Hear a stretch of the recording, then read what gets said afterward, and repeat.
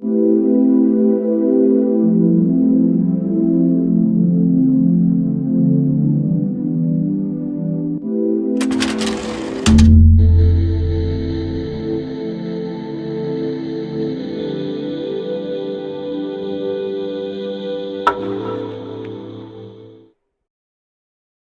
que vamos a tratar de exponer en esta sesión es explicar un poquito acerca de las diferencias que se podrían encontrar entre dos perfiles en la teoría de la mente de dos poblaciones pues aparentemente distintas.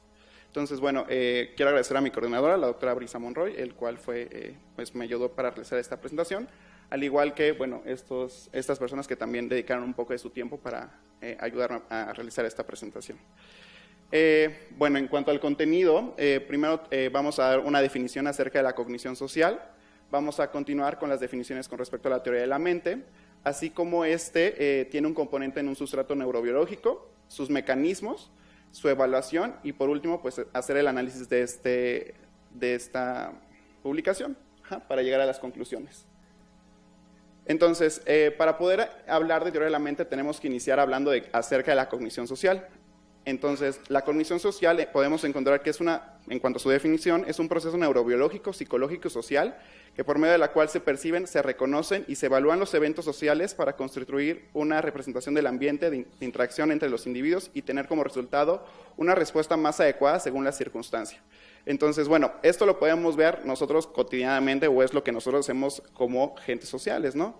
Es decir, nosotros en cada evento o cada situación en las que nos encontramos tenemos que tener cierta regulación de las actitudes o acciones que nosotros hacemos. Es un ejemplo el día de hoy en donde todos sabemos que estamos en una sesión bibliográfica y tenemos que guardar silencio, ¿no? ¿Qué harían si me pusiera a brincar o a bailar? Pues no estaría de acuerdo a la situación que estamos el día de hoy. Entonces, en cuanto a la cognición social, pues realmente sí hay definiciones, pero dentro de la bibliografía hay múltiples definiciones. Sin embargo, y por eso tienen diferentes aproximaciones. Entonces, este modelo en cuanto a la cognición social está dado por Green. Esto está basado en un modelo en pacientes con esquizofrenia. Entonces, él menciona que la cognición social la podemos subdividir en procesos, en estos 4 procesos principales y que estos mismos se pueden dividir en subprocesos. Dentro de este modelo, él no aborda mucho sobre la teoría de la mente y da pues cabida a otro tipo de procesos. Sin embargo, nosotros podemos entender que la teoría de la mente es algo esencial dentro de un individuo. Entonces, también se ha encontrado que existen ciertas alteraciones en la cognición social en diferentes patologías que nosotros vemos al día a día. Entonces, el día de hoy pues nos vamos a centrar justamente en lo que es la teoría de la mente, en trastorno del espectro autista y trastornos de la conducta alimentaria, en específico anorexia nervosa. Entonces, para hablar de teoría de la mente, pues nuevamente lo tenemos que definir. Entonces, la teoría de la mente se puede definir como una habilidad cognitiva compleja que permite que un individuo atribuya estados mentales a sí mismo y a otros. Es un sistema de conocimientos que permite inferir creencias, deseos, sentimientos y de esta manera conseguir interpretar, explicar o comprender los comportamientos propios y de otros, así como predecirlos y controlarlos. Igual, nosotros tenemos al día a día dentro de la salud mental tener una adecuada teoría de la mente para poder evaluar pacientes. Es decir, nosotros tenemos que hacer una representación de lo que está viviendo nuestro paciente y con eso nosotros poder interpretar y poder llegar a inferir ciertas conductas que podría tener pues este individuo que está enfrente de nosotros. Entonces, un poquito hablando de los antecedentes acerca de la teoría de la mente, pues no podemos dejar pasar el primer estudio que pues da esta definición, el cual está dado por Prickman y Woodruff. Esto fue publicado en 1985, si no me recuerdo, 1978, perdón. Y bueno, lo que ellos trataron de plasmar en esta publicación fue evaluar la teoría de la mente en primates, principalmente en un chimpancé que se llamaba Sara y que había ayudado en diferentes estudios que ellos habían realizado. Entonces, lo que ellos evaluaron fue poner a Sara a poder resolver ciertas tareas, explícitamente lo que pusieron es en este primate ver imágenes de sus cuidadores primarios y tratando de resolver una tarea en específico era el poder pues alcanzar un plátano. Entonces, lo que ellos trataron de hacer es proyectar 24 veces esta tarea con diferentes respuestas. Y lo más interesante que pudieron encontrar es que 21 veces Sara respondió de manera adecuada y en 3 pues no lo pudo hacer. Entonces lo que pudieron ellos concluir o sugerir a esto es que obviamente esto no depende del azar, sino hay algún componente biológico, o más bien no biológico, sino que hay ciertos circuitos que se encuentran ya per se en nuestra especie y que nos hace resolver este tipo de tareas. Entonces, uno de los primeros abordajes que se dieron ya a teoría de la mente en algún tipo de trastorno en algún tipo de trastorno psiquiátrico, pues fue Baron Cohen y con pacientes dentro del espectro autista. Ellos desarrollaron un paradigma en donde pues se evaluaron pacientes con trastorno del espectro autista contra controles que estaban conformados de pacientes sanos y pacientes con síndrome de Down, los cuales pues evidentemente tenían una discapacidad intelectual. Entonces, lo que ellos pudieron concluir después de hacer este estudio es que los pacientes con autismo tenían un peor desempeño en estas pruebas que estos pacientes con síndrome de Down y con los controles sanos, quedando claro que esto no depende de algún tipo de neurocognición, sino más bien es un componente pues muy diferente a lo que tiene que ver con nuestra capacidad intelectual. Hablando también un poquito de los antecedentes de por qué se empezó a estudiar la teoría de la mente en pacientes con anorexia, bueno, pues en este primer artículo que está del lado derecho, pues es un reporte de caso de un adolescente el cual tenía diagnóstico dentro del trastorno del espectro autista y que empezó a tener conductas con anorexia nervosa. Esto no tiene nada que ver con teoría de la mente, no evaluaron teoría de la mente aquí, nada más era como ver este traslape entre diagnósticos. Sin embargo, sí es importante porque justamente Chanturia, que es uno de los autores de este artículo, retoma este reporte de caso para poder estudiar la teoría de la mente dentro de esta población. Entonces lo que hace es comparar 20 pacientes con anorexia y 20 pacientes sanos y ver el desempeño que tienen en este tipo de tareas. Por lo tanto, bueno, los resultados de esta publicación pues mencionan que los pacientes con anorexia pues tuvieron un pobre desempeño, pero también lo que llamaba la atención es que no todos los pacientes presentaban este tipo de alteraciones, sino que había un subgrupo en especial que tenía un peor desempeño a comparación de los otros. Entonces, bueno, pues es una puerta a seguir investigando acerca de la teoría de la mente en este tipo de pacientes. Bueno, pues como ya lo mencioné, pues esto no es un componente al azar, sino tiene un sustrato neurobiológico y el cual se ha estudiado también en estos últimos años. Entonces, esta presentación, o bueno, este modelo, pues igual está dado por Green, en el mismo modelo que yo les mencionaba acerca de esquizofrenia, y lo que llama Green a este sustrato neurobiológico es que pues presentan diferentes componentes del cerebro donde pues se encuentran interrelacionados para poder tener una adecuada cognición social. Sin embargo, pues él menciona que 4 de estos componentes, que sería el polo temporal, el precunio, la corteza medial prefrontal y la unión temporoparietal, son los componentes principales que están involucrados en la mentalización o teoría de la mente. Hay otro tipo de modelos que son un poquito más complejos, en el cual tratan de dar una explicación acerca de esta parte de la teoría de la mente. Entonces, este está dado por Telles, fue publicado en su revisión del 2006. Entonces, él lo que menciona es que obviamente necesitamos de componentes mucho más primitivos para poder contextualizar este componente. Entonces, requerimos de un tallo cerebral, ¿no?, en donde se encuentran todos estos relevos. Bueno, más bien, es como la abstracción de todos estos estímulos que tenemos en el exterior y que requerimos de ciertos pues, procesos talámicos para poder, pues, ahora sí que mandarlo a cada una de las estructuras para poder generar teoría de la mente. Entonces, tenemos que la corteza parietal pues es un componente importante para integrar los datos provenientes de las distintas fuentes sensoriales, ¿no?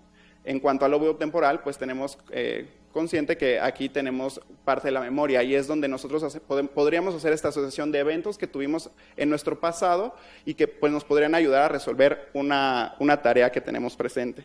En cuanto a la corteza cingulada anterior, bueno, pues es esta parte en donde nos ayuda a monitorizar y evaluar los resultados de una acción y junto con pues, la parte rostral que tiene el cíngulo anterior, pues también nos ayuda a modular lo que es la emoción.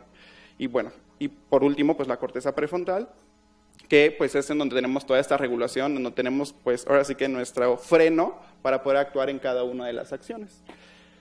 Entonces, esto pues también tiene una evidencia científica y bueno, en este paper que hizo Gallagher en el 2000, pues trató de justamente evaluar la teoría de la mente en sujetos sanos, y lo que pudo observar es que justamente había una activación en la zona prefrontal, y bueno, lo que hizo fue evaluar, como yo les mencionaba, la teoría de la mente con caricaturas y con historias, y bueno, pues esto fue lo que él pudo encontrar, una evidencia más a que esto pues también tiene un sustrato neurobiológico. Bueno, en cuanto a mecanismos de estudio, si nos regresamos a las primeras diapositivas que les presenté, nosotros, pues bueno, dentro de este modelo, pues no explicaba muy bien la teoría de la mente. Sin embargo, ha habido otros teóricos, el cual han sugerido el poder involucrar, pues, estos procesos, ¿no? Entonces, ciertos teóricos, pues han mencionado que la percepción de las pistas sociales y teoría de la mente no tienen que ir separadas. Como ustedes ven, pues, al final es un conjunto de ciertos procesos y que, por lo tanto, es muy difícil hacer esta separación o disecar estos procesos. Entonces, como yo les menciono, pues estos teóricos pues, han tratado de poder unir lo que es la percepción de las pistas sociales también dentro de la teoría de la mente, que es algo fundamental para poder realizarlo. Entonces, como el primer punto en cuanto a sus mecanismos para poder ser valorados, encontramos que es el conocimiento del mundo compartido. Esto es, estas vivencias que nosotros tenemos a nuestro día a día y que esto genera una representación hacia nosotros. El segundo, la percepción de las pistas sociales, que como vieron, pues es justamente el poder identificar pues ciertas pistas, ciertas características que tenemos como la vista, como el rostro, como la voz, ¿no? Y que de ahí podemos sacar pues ciertas conclusiones. Y por último, la interpretación de las acciones, ¿no? Que es la interpretación que nosotros damos hacia ciertos contextos que nosotros estamos teniendo en nuestro día a día, como los chistes, la ironía, etcétera, ¿no? Entonces, por lo tanto, si tenemos estos mecanismos, pues se ha tratado de diseñar ciertas evaluaciones para teoría de la mente. Entonces, si tenemos estos tres mecanismos, y como ya lo mencioné, pues se pudieran valorar, entonces, pues uno de los primeros pues ejercicios que se hicieron justamente fue el paradigma de Sarayan. Esto lo que valora son las falsas creencias, y lo que consiste en cuanto a las falsas creencias es que un individuo tenga esa capacidad de entender que otra persona puede tener una creencia diferente a la realidad y que para él resulte falsa dicha creencia. Entonces, para que quede un poquito más claro, porque sé que de repente suena como un poco rebuscado, les voy a pasar un video en cuanto al paradigma de Sarayan y pueda quedar un poquito más claro sobre las falsas creencias. Universidad de St. Andrews, Escocia. Aquí, Andrew Whiten estudia las diferencias entre la mente del chimpancé y la mente humana. Con inverosímiles instrumentos, él y otros han identificado otra ventaja importante y posiblemente la clave del asombroso éxito de la mente humana, la lectura del pensamiento. ¿Podrá esta niña de 3 años observar las cosas desde el punto de vista de otro? ¿Puede sacar deducciones de los pensamientos de otros? ¿Puede identificar el engaño? ¿Quién es esta? Sally. ¿Sally? Mira, va a meter la piedra en la cesta. ¿Estás lista? La tapamos. Muy bien. Y ahora Sally se va al jardín a jugar. ¿Cómo haces tú? Muy bien, se marcha. Se ha ido a jugar fuera. Y mientras está jugando, la traviesa Anne viene y saca la piedra fuera de la cesta.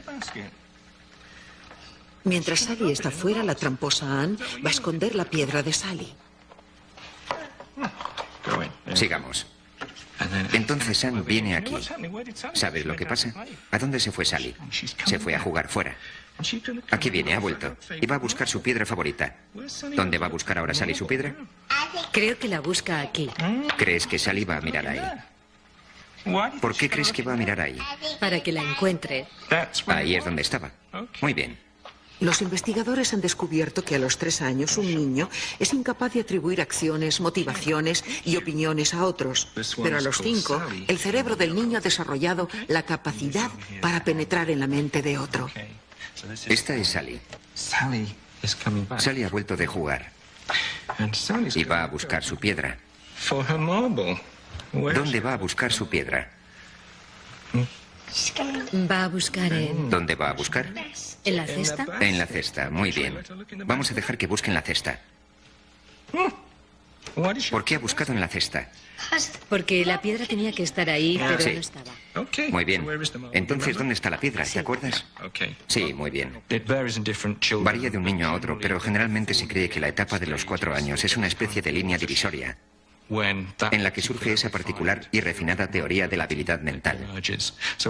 Así que un niño de 3 años normalmente tendrá dificultad con ello. Generalmente a los 5 años lo ha perfeccionado. Hasta ahora ningún chimpancé ha superado ninguna prueba de atribución de falsa creencia que un niño de 5 años sí supera. Creo que la teoría de la mente nos hace tan sublimes como somos porque, por un lado, podemos sentir por otros, quizás demasiado. Al mismo tiempo, nos permite ser mucho más solapados que cualquier otra especie del planeta. Bueno, entonces, pues esa sería la evaluación acerca de las falsas creencias. El segundo punto, pues sería el conocimiento del mundo compartido. Y esto es tratar de dar una comprensión del sentido implícito de un enunciado, aunque el sentido explícito sea completamente opuesto. ¿Esto qué quiere decir? Pues justamente cuando nosotros hablamos acerca de ironías o mentiras, el cómo pues algunas cosas que nosotros podemos decir tengan este doble sentido. Entonces, para evaluar este tipo de situaciones, pues está la historia Extrañas de Jape, en donde pues es una evaluación donde tiene alrededor de 10, 15 reactivos, la verdad no recuerdo muy bien, pero bueno, el punto es que se les dan historias escritas a los niños y se tratan de dar alguna inferencia sobre estos procesos. Un ejemplo que ellos dan es que, bueno, es un grupo de niños en donde se encuentran platicando y riendo y uno de ellos los observa y se aproxima hacia ellos y les pregunta si puede pues jugar con ellos y pues uno de ellos le responde que sí, pero hasta que las vacas vuelen. Entonces, después de este análisis, pues se le pregunta al niño que cuál es, que si es verdad que lo que el niño dice que hasta que las vacas vuelen, pues él podrá jugar y él tendrá que dar una explicación pues de acuerdo a esto y claro, pues dar una justificación a esto. Entonces, bueno, esto sería en cuanto al conocimiento del mundo compartido. Y por último, en cuanto a la percepción de las pistas sociales. Para esto, pues se utilizan pues igual diferentes evaluaciones y en una de estas se encuentra la lectura de la mente de los ojos, en donde igual se les proporciona 20, 25 imágenes solamente de los ojos de individuos y se les expone a los pacientes de que ellos digan de cuál de estas 4 emociones pues se encuentra pues identificado, ¿no? Entonces, para esto pues ha tenido diferentes variaciones este paradigma, esta evaluación. Y se ha encontrado también dentro de películas, en donde, bueno, estas son las películas que podrían estar certificadas para poder hacer esta evaluación. Y un ejemplo de estas, pues, es el siguiente.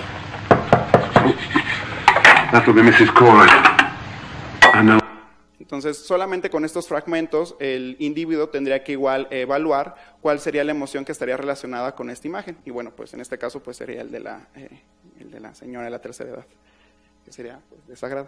Espero que todos hayan contestado eso. Entonces, pues bueno, pues ahora sí va en cuanto a cuál es el núcleo o el por qué escogí realmente este artículo. Y bueno, pues realmente todo parte de una experiencia que yo tuve con respecto a estar conviviendo con niños con este diagnóstico del trastorno del espectro autista, en donde realmente la interacción con ellos era pues realmente complicada de alguna manera. O sea, eran niños muy pequeños en donde entraban a la habitación y pues realmente uno no existía. Ellos se dedicaban a hacer sus cosas, a sacar los juguetes de la caja que teníamos y realmente no tener ninguna interacción. Y la verdad que es algo que de primera vista a mí, digo, no teniendo ninguna experiencia al respecto, pues me llamaba mucho la atención. Entonces, la idea de esto y retomando un poquito de las diapositivas que tomamos antes, pues esta es mi siguiente pregunta. En dado caso que, bueno, si nosotros conocemos que existe una alteración social dentro de múltiples patologías, y si nosotros entendemos que la teoría de la mente pertenece a la cognición social y metemos estas variables como a esta bolsa de canicas, ¿no? Realmente nosotros podríamos encontrar algún perfil particular de la teoría de la mente en cada uno de estas patologías o de estos trastornos. Pues entonces esta realmente es la tarea en la que me di a buscar y pues específicamente en pacientes con trastorno del espectro autista y anorexia. Entonces, pues vamos a empezar con el análisis del artículo. Entonces, este artículo fue publicado, como ya lo mencioné, en este año en la revista Neuroscience and Biobehavioral Reviews, en la editorial Elsevier, y bueno, esta revista tiene un factor de impacto de 8.037. El objetivo de este artículo era sintetizar la literatura existente que investiga el perfil de la teoría de la mente en trastorno del espectro autista y anorexia nervosa, así como evaluar en cada uno de los grupos la comprensión de las emociones, en los demás, toma de perspectiva, interpretación de los comportamientos sociales y atribución social intuitiva. Se hizo bajo una revisión sistemática por el método Prisma y bueno, los criterios de inclusión fue que aquellos estudios que tuvieron una muestra de adolescentes mayores de 12 años y con adultos, y que tuvieran diagnósticos de trastorno del espectro autista, sea autismo, Asperger o autismo de alta funcionalidad, así como anorexia nervosa. Incluyeran un grupo de control con características similares, evaluaran explícitamente la teoría de la mente y que por lo menos tuvieran 10 participantes en cada grupo. Entonces, en la parte superior derecha tenemos aquellos artículos que estuvieron evaluando la teoría de la mente dentro de población de trastorno del espectro autista y en anorexia. Entonces, como pueden ver, inicialmente, pues la comparación entre artículos pues es muy grande, ¿no? En cuanto a la cantidad. O sea, tenemos 2.952 para autismo y 405 en anorexia. Obviamente, bueno, pues se tuvo que hacer una revisión mucho más especializada, en donde se fueron excluyendo por ciertos criterios estos artículos, quedando una muestra total de 63 papers para autismo y 22 para anorexia, ¿ok? Bueno, lo que trataron de hacer los autores es poder dividir justamente estas tareas que evalúan la teoría de la mente en 4 dimensiones. La primera, la emocional; segunda, interacción social simple; tercera, interacción social compleja; y las atribuciones sociales implícitas. Ellos, bajo su conocimiento, pues trataron de dividir las tareas en cada una de estas dimensiones. Entonces, pues crearon estos subgrupos. Entonces, para la revisión de los datos, pues para poderlo entender, si ustedes ven esta línea negra, justamente es el desempeño que tendría cualquier individuo sano o individuo control. Y bueno, pues esto justamente fue el desempeño que se hizo con los pacientes con anorexia y con los pacientes con diagnóstico de autismo. Entonces, como pueden ver, pues realmente los pacientes con autismo pues presentan un peor desempeño a comparación de los pacientes con anorexia. Y bueno, en cuanto a sus totales, pues tenemos que fue de menos 0.4 para anorexia y menos 0.8 para autismo. En cuanto a la interacción social simple, pues bueno, igual, vemos un gran número de publicaciones con respecto a trastorno del espectro autista, muy pocos con anorexia, y el tamaño del efecto, pues realmente también, si los tomamos en total, pues sí se ve que podrían tener algún tipo de pues similaridad en cuanto a perfiles. Sin embargo, pues ustedes deberán tomar consideraciones con respecto a estos resultados que se están dando, ¿no? En cuanto a la interacción social compleja, nuevamente vemos que hay un pobre desempeño en pacientes con autismo y, bueno, un efecto igual moderado en anorexia. Y por último, en atribución social implícita, pues nuevamente vemos que los pacientes con autismo presentan un desempeño peor y a comparación con los de anorexia. Entonces, pues dentro de la discusión y las conclusiones que los autores hacen, bueno, pues por fin nos definen también qué significa una teoría emocional, teoría de la mente emocional. Entonces, bueno, pues son aquellos procesamientos y respuestas de señales emocionales. Entonces, dentro de el perfil del trastorno del espectro autista, pues podemos encontrar dificultades significativamente severas con respecto a los controles, y en cuanto a la anorexia, pues también encontramos dificultades, pero esto podría ser con menor severidad. En cuanto al segundo punto con respecto a teoría de la mente emocional, pues podemos mencionar que los pacientes con autismo presentan una dificultad global en el reconocimiento de la teoría de la mente y que pues, es muy diferente a la anorexia, porque aquí en vez de ser global, pues tiene ciertas características particulares. En este caso, pues es la interpretación de las pistas sociales y la respuesta implícita. Para las siguientes tareas, los autores no pudieron dividir cuáles son las diferencias específicas en cada una de las tareas, pero bueno, igual nos tratan de dar una explicación al respecto. Entonces, en cuanto a las interacciones sociales, pues ellos lo definen como una aplicación adecuada y espontánea de las reglas sociales a los estímulos. Entonces, en cuanto a pacientes con autismo, pues encontraron una diferencia significativa con respecto a la atribución social, con respecto a los controles, y en anorexia nervosa, pues bueno, no mostró diferencias significativas, que también es un punto importante. En cuanto a la interacción social, en cuanto a el trastorno del espectro autista, bueno, pues se menciona que hay una buena comprensión de las reglas sociales explícitas. Es decir, si a esos pacientes les decimos que robar es malo y que no lo deben de hacer, aparentemente tendrían que pues, no robar, ¿no? Esta sería la idea. Sin embargo, en pacientes con anorexia, pues encuentran muy bien, o se entienden muy bien la regla, pero aquí el defecto está al momento de aplicarlo. Justamente cuando se rompen las reglas, ellas no pueden, o bueno, ellos en general no pueden pues hacer como este cambio a las reglas, les cuesta mucho trabajo, y esto podría estar explicado por la rigidez cognitiva que se podría, pues se ha evidenciado en este tipo de pacientes. Y el tercer punto pues sería la dificultad en la comprensión abstracta, no literal, de conceptos como son las metáforas y proverbios, que es una característica reconocida por el trastorno del espectro autista. y que en el caso de las pacientes con anorexia, bueno, pues encontraron una dificultad en el entendimiento de la comunicación no literal, específicamente cuando aparece en un contexto social. Es decir, si nosotros la ponemos en un contexto social en donde le damos una explicación de que vamos a hablar sobre chistes o pues sarcasmos, etcétera, ellos pues, de alguna manera van a encontrar como van a tener una adecuada interacción. Sin embargo, en el día a día, cuando esto se les presente, es ahí donde podrían encontrar la falla.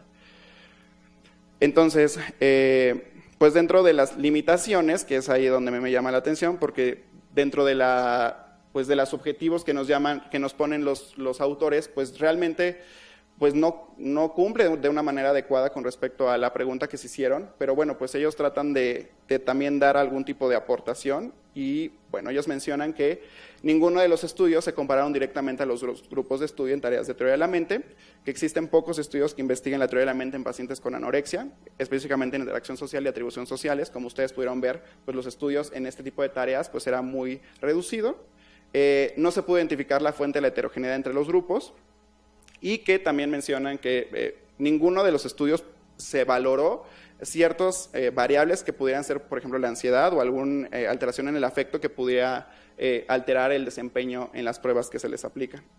Por último, es la contradicción acerca de la aplicación de las pruebas de RMED, que como ya lo mencionamos, pues es un constructo que se está trabajando en ello y que por lo tanto hay ciertas pruebas, como es la lectura de los ojos, que todavía causa cierta controversia, porque si ustedes ven, o sea, una cosa son pistas sociales y la otra es la parte emocional, y muchas de estas, bueno, esta tarea en específico pues habla sobre emociones, entonces pues es esta discusión que se está teniendo también con respecto a las evaluaciones que se tienen.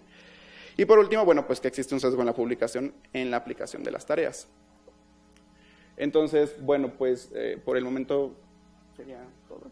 Ahorita voy a hablar sobre mis conclusiones, pero sí me gustaría saber su opinión acerca de este artículo, ¿no? Para poder llegar a una conclusión en conjunto.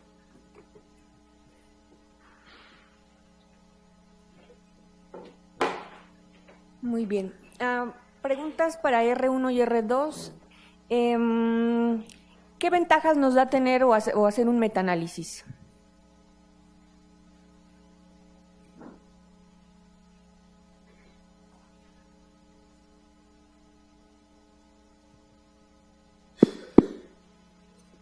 Para contestar la pregunta. Doctor Vargas.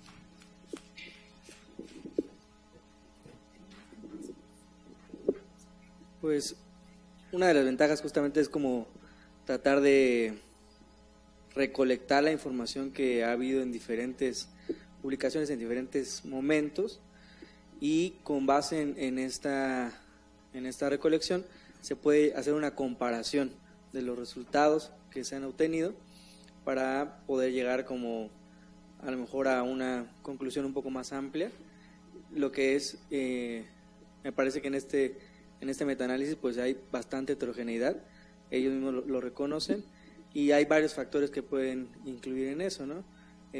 Particular en el artículo pues también mencionan que pues no se toma en cuenta, por ejemplo, la edad de inicio, los diferentes grupos de edad de los pacientes, que por ejemplo en los de anorexia nervosa solamente 2 artículos tomaban en cuenta pacientes que ya tenían un adecuado peso, que habían remitido los síntomas, e incluso pues la variabilidad en cuanto a los test con los que se hicieron la medida de las teorías de la mente, porque hay algunos que estaban como recientemente criticados que no medían exactamente ciertas tareas.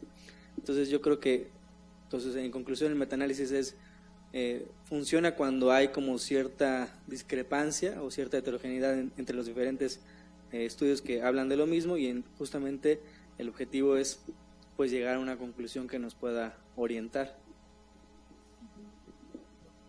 Y tú ya mencionabas ciertas desventajas, ¿no? de lo heterogéneo de las muestras. Sí. ¿Qué otras desventajas entonces ahora tendría ver o tener hacer un metaanálisis? Tú ya, ¿no? ¿Alguien más de los que están junto a ti o que están abajo?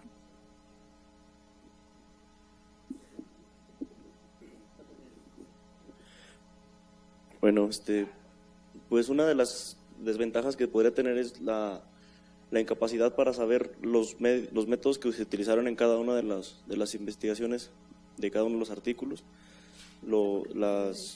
los materiales con los que, bueno, sí, los materiales y métodos de cada uno de los artículos que no son homogéneos, es parte de esta heterogeneidad que habla Cristóbal. Otra es pues, la amplitud, toda la información que para que todos cumplan los criterios de inclusión que van a aplicarse, pues va a estar muy difícil que se vayan encontrando. Entonces, de una amplia gama que se va teniendo, pues se van reduciendo, incluso en este metaanálisis propio se redujeron bastante los artículos que se tomaron en cuenta al principio. Otra de las desventajas podría ser que no se pueden medir algunas comparaciones, por ejemplo, por no tener los mismos criterios que se tomaron los investigadores, que no toman las mismas características de unos pacientes, por ejemplo, las edades, o pues así básicamente. Ok. R2, mismas preguntas. Mariana Escalona, R4.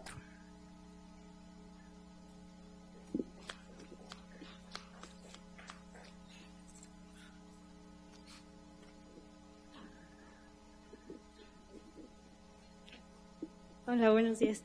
Nada más me gustaría señalar que en los metaanálisis o en general en la literatura científica hay tres tipos como de heterogeneidad, que es la metodológica, la heterogeneidad clínica y la estadística, ¿no? Entonces siempre en los metaanálisis pues vamos a encontrar un poco de esas heterogeneidades.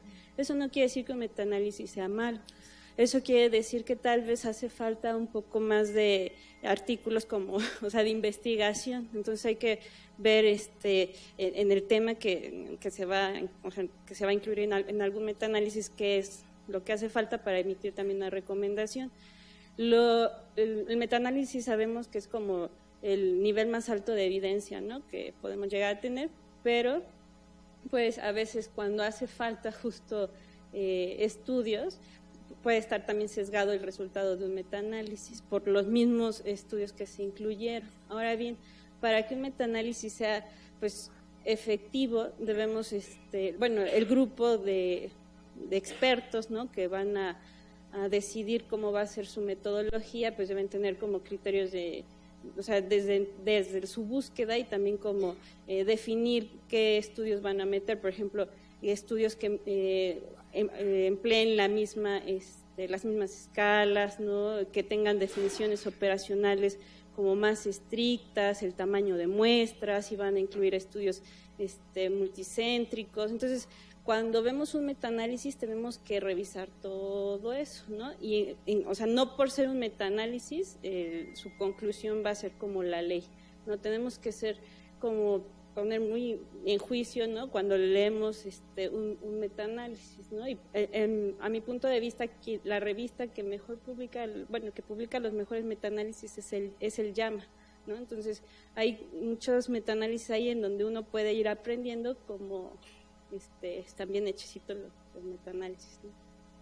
Gracias. Muy bien. Y entonces esto pasándolo a la parte clínica, justamente de las diferencias que se encontraron en el grupo del espectro autista y el grupo de las personas con anorexia, ya nosotros, ¿cómo nos serviría eso?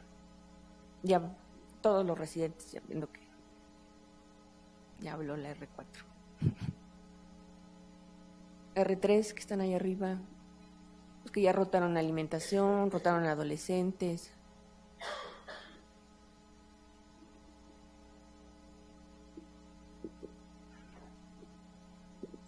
Bueno, perdón, yo quisiera regresarme a hacer un comentario antes sobre el artículo.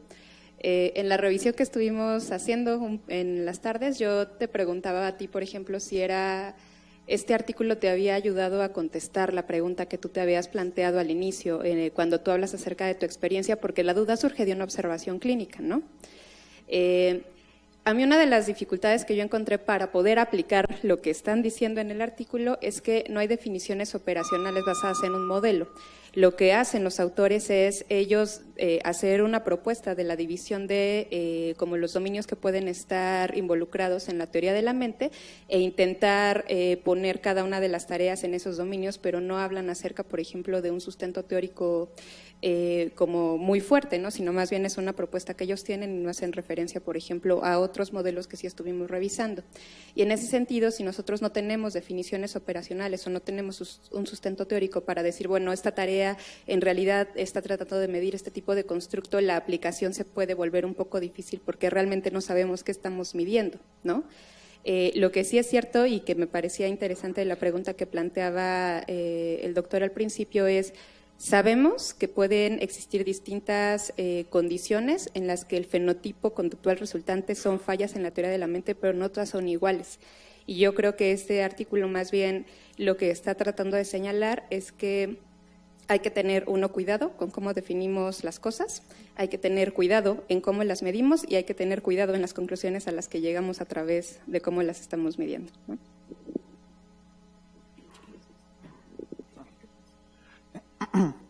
Sí, estoy de acuerdo. Justamente es una de las diapositivas que quería conocer primero como qué pensaba pues ustedes como público ante este artículo. Pero sí, justamente una de las conclusiones a las que pudimos llegar es que justamente hay que tener mucho cuidado con respecto a la lectura de los metaanálisis, una, y la otra pues con respecto a los conceptos que se están dando. Tal vez por este concepto que se está teniendo como teoría de la mente, pues justamente como se encuentra en construcción, a lo mejor puede ser que no se encuentre tan bien definido, pero justamente es nuestra tarea el poder llegar a una definición operacional para poder hacer este tipo de estudios, ¿no?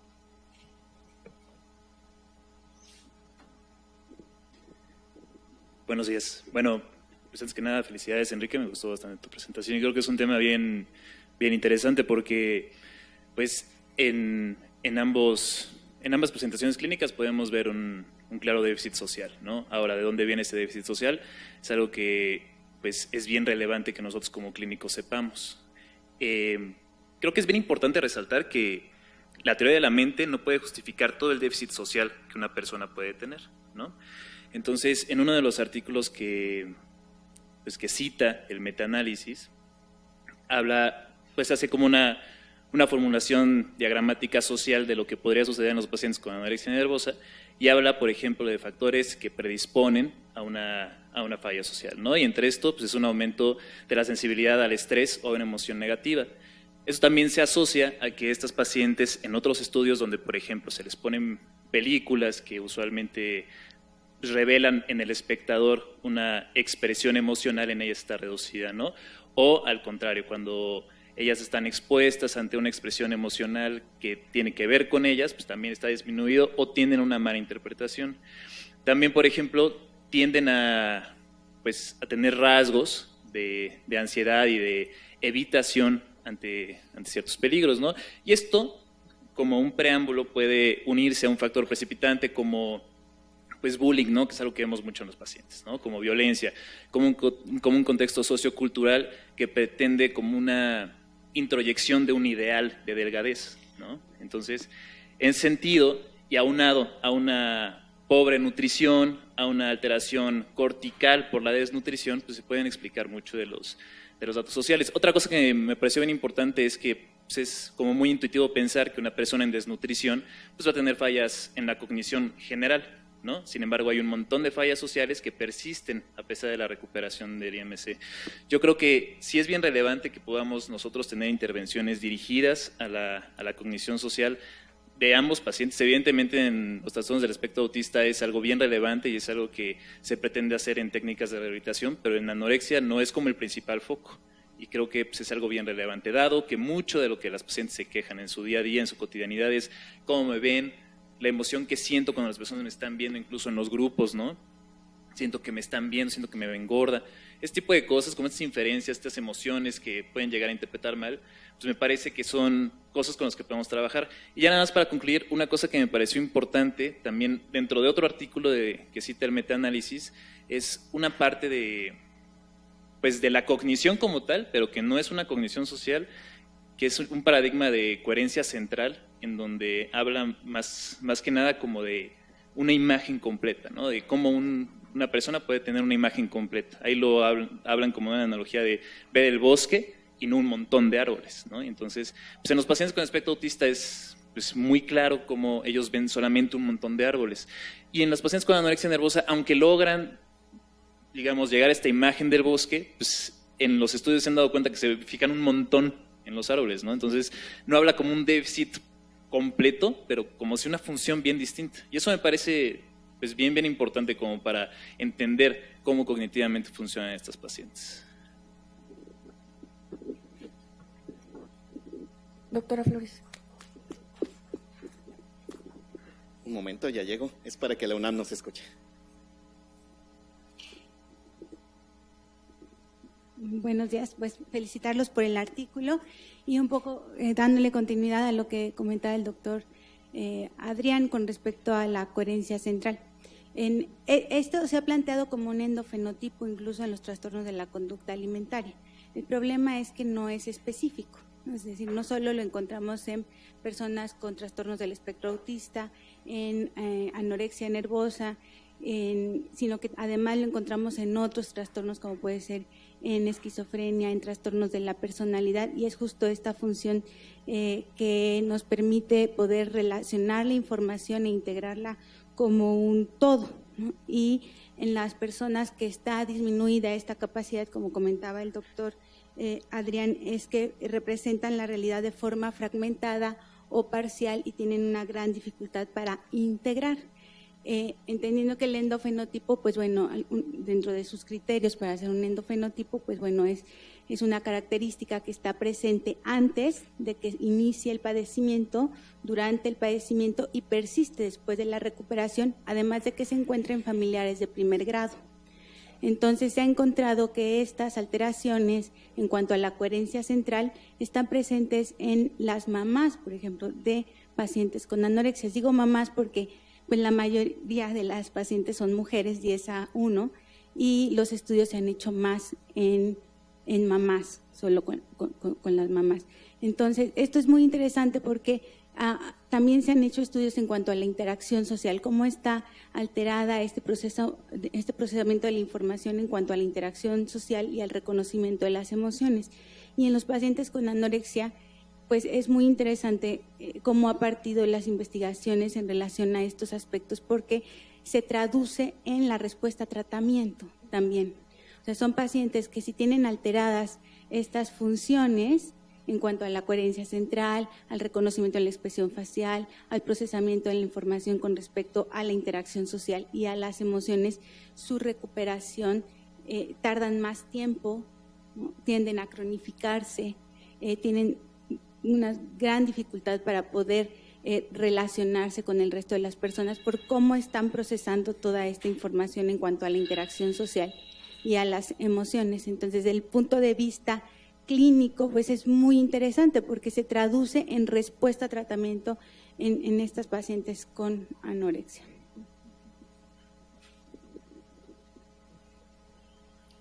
¿Y en qué otras opciones de tratamiento podríamos ofrecerles, ¿no? Además de lo farmacológico, a este tipo de pacientes? Abrimos al resto del público. Doctor Ramírez. Gracias. Igualmente me pareció muy interesante el artículo, aunque en lo personal no tengo mucha experiencia con pacientes con anorexia, pero sí me ha tocado atender muchas personas con problemas del espectro autista, y a mí me ha llamado la atención la observación alterna, que ellos tienen una gran cantidad de problemas de alimentación, ¿no? Y digo, entonces, cuando uno ve ese tipo de coincidencias, como que se pregunta cuál puede ser la lógica de fondo que está enlazando los problemas. Entonces, en relación con el artículo en particular, y retomando algunos de los puntos que se mencionaron previamente en cuanto a la metodología, quizá vale la pena recordar que el metaanálisis como tal no es un diseño de investigación, ¿no? El diseño es la revisión sistemática, y ahí es donde se tienen que poner o que hacer explícitos los criterios de inclusión, las mediciones, etcétera, porque como bien se comentó, todo eso pues va a darnos los marcos de referencia para poder interpretar cuál es la validez del estudio, ¿no? Tanto su validez interna como su validez externa. A mí me llamó la atención una de las afirmaciones que hiciste al final, ¿no? Donde decías que los autores decían que no se habían podido identificar las fuentes de la heterogeneidad. Eso a mí me parece muy relevante porque en un metaanálisis habitualmente lo que uno hace desde el punto de vista estadístico propiamente es identificar las tendencias centrales y la dispersión. Y la dispersión es la heterogeneidad y generalmente la heterogeneidad lo que nos refleja es que pues, son fenómenos multivariados, son fenómenos donde hay múltiples factores, habitualmente son poblaciones heterogéneas. Entonces, el que no se hayan podido identificar las fuentes de la heterogeneidad, pues nos habla en parte de que, como bien lo mencionabas, no son pocos estudios, la muestra no es tan grande, entonces no hay todavía, digamos, un mapa de coordenadas suficiente para identificar todo lo que compone este problema, ¿no? de esta convergencia en particular. Y entrando en particular al tema de del artículo, que es la teoría de la mente, a mí me ha llamado mucho la atención que si bien el concepto es muy poderoso y ha tenido realmente mucha influencia, mucho impacto desde el punto de vista heurístico, la posibilidad de armar modelos psicopatológicos, o sea, ha sido muy revolucionario el concepto, pero la manera como a veces se aterriza en la metodología también nos deja ciertas limitaciones. Por ejemplo, Reading the Mind in the Eyes, ¿no? de Baron Cohen, que ha sido muy popular. Cuando lo hemos utilizado aquí en México, a mí me ha dejado como un sabor, no sé, no muy satisfactorio, porque tiene muchos recursos semánticos. O sea, uno tiene que emparejar una imagen de los ojos específicamente con las palabras, ¿no? Habitualmente 4 palabras. Entonces uno se pregunta, ¿hasta qué punto es una tarea nada más de decodificación de la emoción implícita en los ojos? ¿Y hasta qué punto es una tarea de acceso semántico también, y en particular de la semántica de las emociones? Y luego uno se pregunta, si tenemos una palabra exacta para ese rostro, o si estamos también nosotros dando brincos de fe un poco grandes. Porque cuando hicimos un estudio con sujetos de primer episodio psicótico y controles, y los controles salían muy mal, no salía como lo reportado por Baron Cohen en Estados Unidos, ¿no? Salían un poco bajos, entonces, y de hecho no había mucha diferencia con los pacientes de primer episodio psicótico, lo cual nos llamó mucho la atención, porque en el test de Ekman, ¿no? que muestra todo el rostro y que no tiene tanta semántica, son como conceptos muy universales, ¿no? Tristeza, alegría, etcétera, ahí sí había diferencias muy marcadas. Entonces, pues en fin, son preguntas que uno se hace, ¿no? Y si no, a lo mejor se está uno excediendo al pedirle al paciente que nada más con los ojos decodifique el estado mental y emocional del otro. Porque, ¿cuál es la validez ecológica de eso? O sea, en la vida cotidiana nosotros no vemos nada más los ojos, hacemos un rastreo de todo el rostro y del cuerpo entero también, ¿no? Entonces, en fin, son preocupaciones. Muy bien. ¿Algún otro comentario? Bueno, para terminar, el doctor Navarro va a dar un comentario final. Bueno, pues sí, justamente todas estas características que ahorita están hablando, pues son cosas que, bueno, en cuanto a la respuesta que yo me hice, pues realmente tampoco me llegué a una conclusión con respecto a esto, pero sí nos da estas conclusiones para poder dar unas propuestas hacia cierta búsqueda, ¿no? Entonces, pues mi primer punto pues sería justamente el refinar los conceptos operacionales de teoría de la mente para que pudiéramos llegar a saber qué es lo que estamos valorando, ¿no? Y junto con esto, pues realizar una clasificación certera y fundamentada de las tareas que se están evaluando dentro de la teoría de la mente. Y por último, pues sí, para conocer un perfil tal cual, pues sí poder llegar a hacer un estudio que pudiera comparar directamente estas dos poblaciones. Entonces, pues eso sería todo. Yo les agradezco. Y bueno, nada más quiero dejarles esta frase que es de Vygotsky, que es un psicólogo que introdujo la neuropsicología en Rusia. Bueno, pues menciona que él, para comprender el lenguaje de los otros no es suficiente comprender las palabras, sino también es necesario entender su pensamiento. Entonces les agradezco mucho y que tengan muy buen día.